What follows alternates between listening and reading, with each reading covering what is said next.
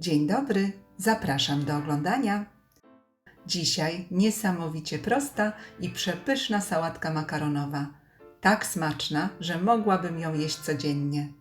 Do wykonania tej pysznej sałatki potrzebne będą makaron, ogórki konserwowe, wędlina, ser żółty, kukurydza, majonez, czosnek suszony, koperek, pieprz i sól. Zaczynamy od ugotowania makaronu.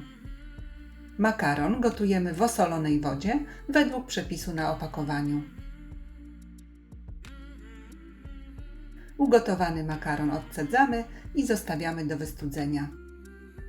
Następnie przygotowujemy pozostałe składniki sałatki. 3-4 ogórki konserwowe kroimy w kostkę.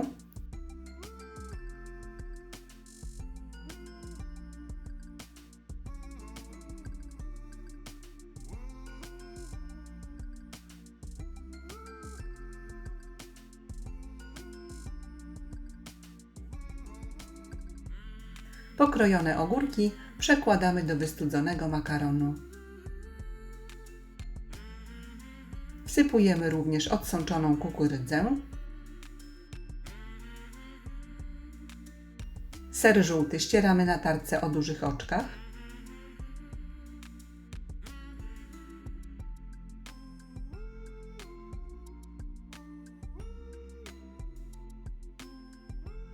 następny składnik to wędlina.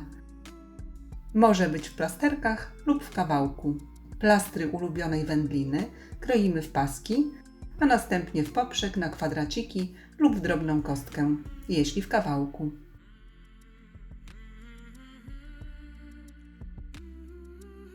I dodajemy do sałatki.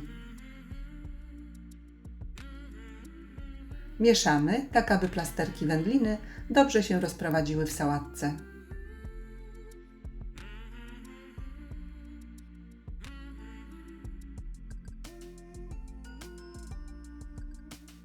Następnie dodajemy starty ser żółty.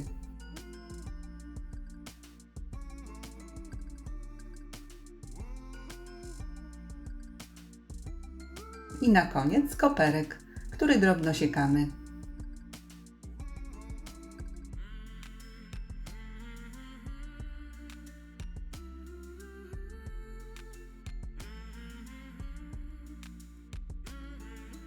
I również wsypujemy do sałatki.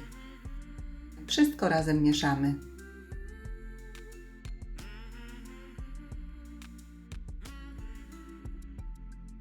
Dodajemy 3-4 łyżki majonezu,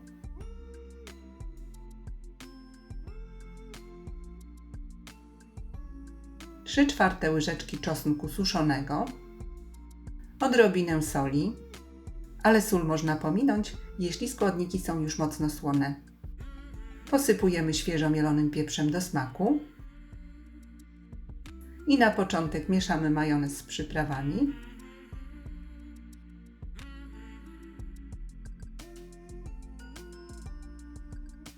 Następnie wszystko razem mieszamy z makaronem.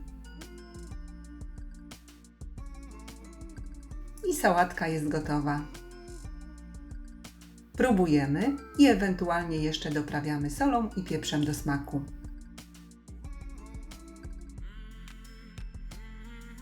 Polecam, sałatka jest przepyszna.